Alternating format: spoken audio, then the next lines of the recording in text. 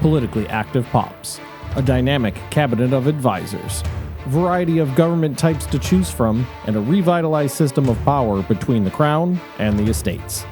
Today we'll explore the backbone of any nation, its government, in today's Europa Universalis V feature video.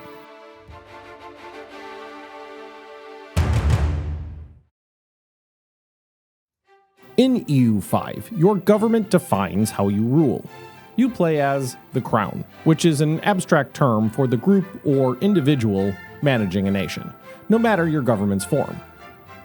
Each nation has a unique government type: monarchies, republics, and tribal systems, each with its own specific mechanics. For example, monarchies rely on dynasties and royal marriages to have a safe succession, while republics juggle elections.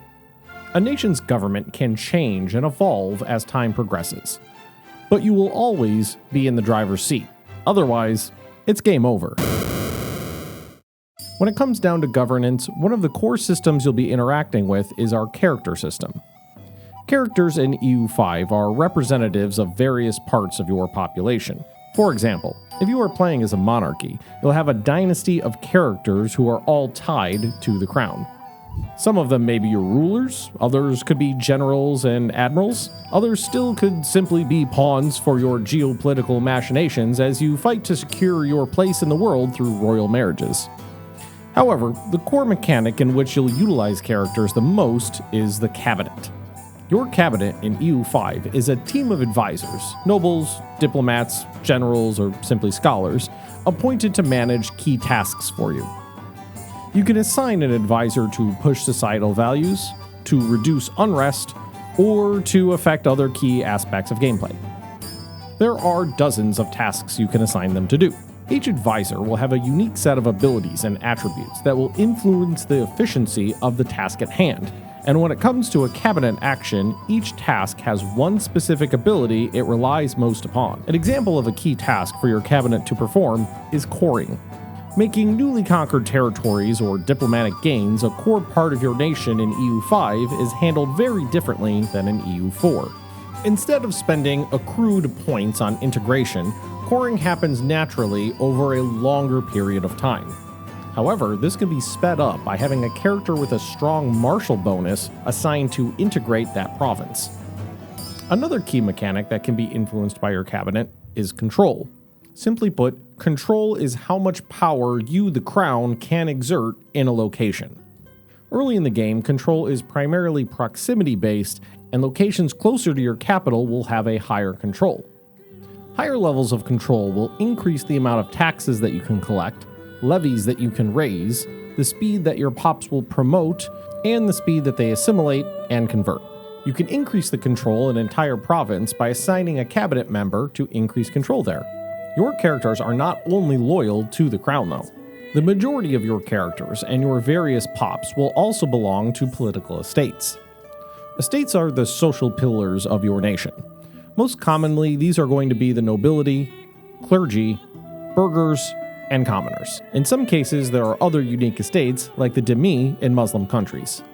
You can empower your states by giving them privileges, where you will trade some of your political power for a tangible benefit from the estate. For example, you could grant the communal lands privilege to your commoners, which will decrease the power of the nobles and increase the power of the commoners, as well as moving the country towards a more decentralized societal value. Or perhaps you'd like to give road building rights to your burghers, which will allow them to spend their ducats to build roads in your lands, as well as making them more powerful and more happy. Do be careful though, revoking a privilege once it's been granted can be difficult. Keeping your estates happy is also very important. A happy estate is a loyal estate, and a happy loyal estate gives bonuses to your nation. A loyal clergy will improve your nation's research output.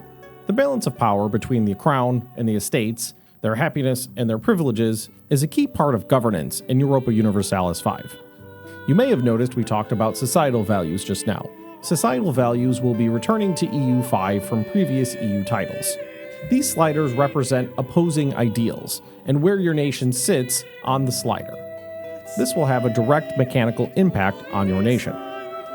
Some good examples of these pitted values are communalism versus individualism, or traditionalism versus innovation. When you grant your estates privileges, these will often come with a modifier, which will help your nation drift towards one of these societal values. Here you can see that giving your burghers building rights will decrease the cost to build a new building, and your society will tend to drift more towards plutocratic values. You will also interact with your estates through the parliamentary system. You need to call a parliament on a regular basis, or the estates will be upset with you for being ignored. Each parliament called will have an agenda, which you will select and see the base success chance before proceeding. After an agenda is selected, the estates will vote on the agenda over time, and you will most likely need to gain enough support for it to prevail. You might promise to shift societal values or break an alliance to win votes. If you fail to get an agenda through Parliament, you'll be risking your nation's stability. You can also use Parliament to support other causes, not initially on the docket. For example, you could propose changes to laws, or even use it to fabricate a casus belli. All as long as you have enough support to do so. Political machinations do not stop at Parliament, though, in EU5. There are also laws. Laws are categorized into 5 main areas: religious, military, admin, socioeconomic, and estate laws. Each category will contain many different individual laws inside of them, and each law will have an assigned policy. Different policies within a law will have different effects, such as impacting societal values and changing the satisfaction of estates. As the game advances through the ages, you will encounter new laws or perhaps new policies linked to old laws. But changing a policy in a law can create a huge uproar, so it is usually better to get parliamentary backing before you try that. You, as the player, can use the laws to shape your gameplay. As an example, let's just focus on one law for now. Under socioeconomics, we have the precious metal distribution policy. This is especially important for our country of Trebizond, as we have a silver mine.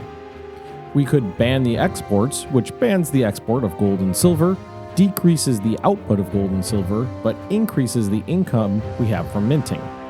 We could regulate the exports, which simply improves trade efficiency, or we could have unlimited exports. This will give us a trade advantage, increase the output of gold and silver, but decrease the income from minting. Will you harmoniously balance the politics of your nation with delicacy and grace, or will you simply rule with an iron fist? Will you allow poor characters to rise above their station and help shape your future, or will you secure it yourself with royal blood alone? The choice is yours.